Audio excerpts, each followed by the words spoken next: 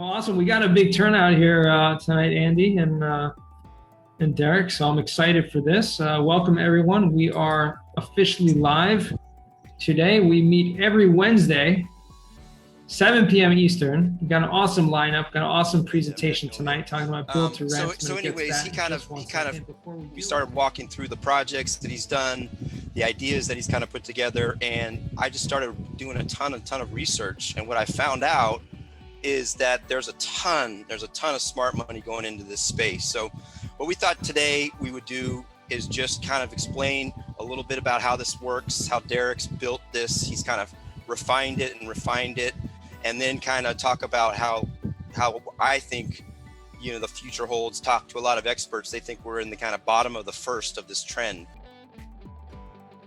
Yeah, build to rent is that not actually anything new.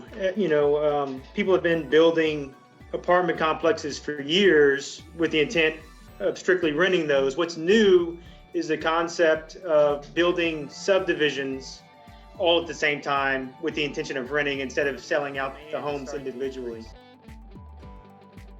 So they have four basic types of build to rent product. You know, the horizontal apartments, which is basically just like an apartment complex, but it's spread over a larger tract in this detached single family houses.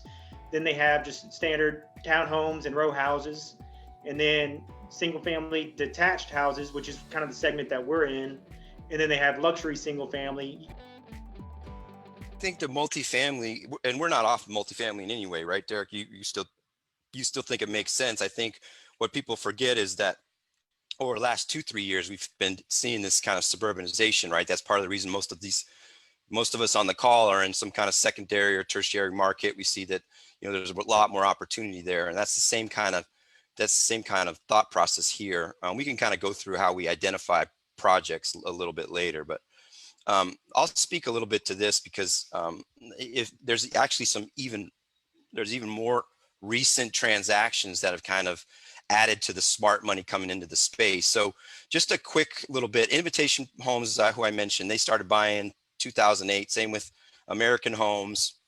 American Homes probably has about 50,000 units.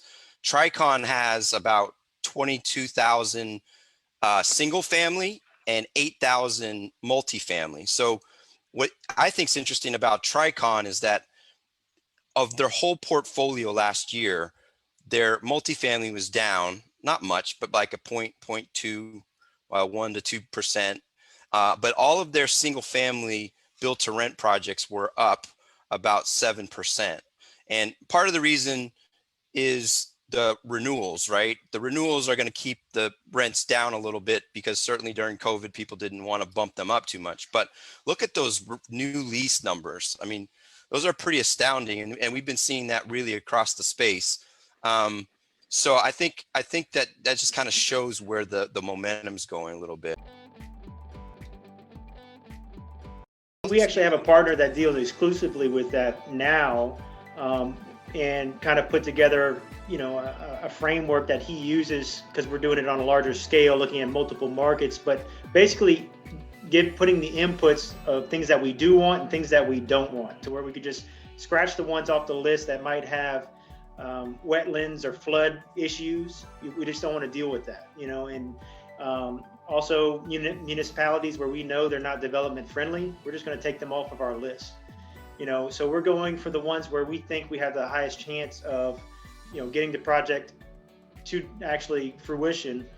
And, you know, we have a specific size, you know, it's generally the 10 to 25 acre size that we're looking for, because we're not going in the center of town. Somewhere. You know, yeah, I mean, most of the demographics are going to be the same that you look for a decent multifamily. You know, you want to have some good, strong drivers there. You know, you're not going to go way out. You want to make sure that there's a Walmart, you know, within, you know, a certain distance. And like you said, the school zones are pretty good, and that you have a base there for employment and whatnot. So we look at all those same, you know, drivers that you're looking at on any, just like you would for multifamily. Interesting. I thought that deal that D.R. Horton just finished, and I think you've got a couple in your neighborhood as well. But these gains that these guys are getting, basically it's a 2-year project and now they're basically, because rents have been going up and prices have been going up. And that's really why the investors like this space, right? Because well, yeah, and the one that sticks out is the DR Horton here, where they have 124 homes that they sold for 31.8, but their cost is 14.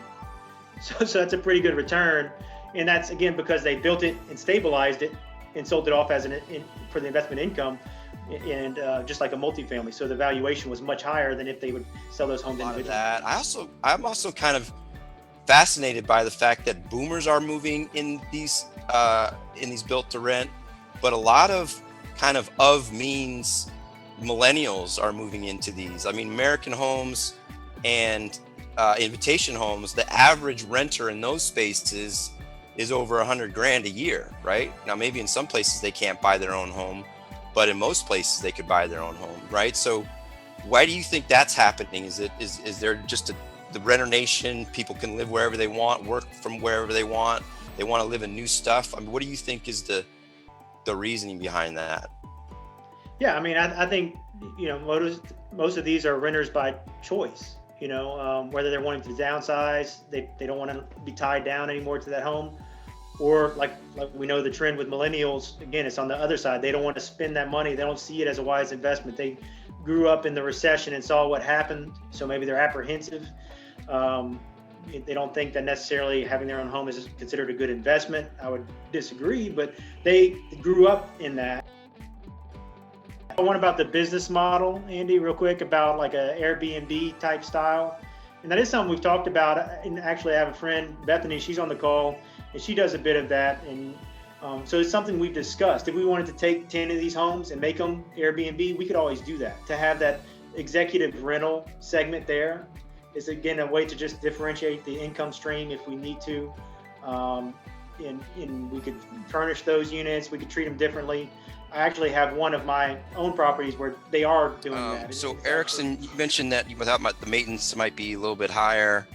I mean, typically the operating, because they're newer projects, the maintenance is pretty low, obviously in the first 2-3 years, and you got to have, like a normal apartment project. But even there, you still have the economies of scale. Yeah, it's great to see you all. Great presentation, Derek. Thank you so much, and Andy. Really excited for you guys in this project. Thank you. It really is a great asset class because there's a lot of potential, and it's stable. Like any multifamily, there's a lot of demand, and that's really finding the right market to do it in. So good for you guys. Thank you guys so much. So Thanks for having us, Jonah.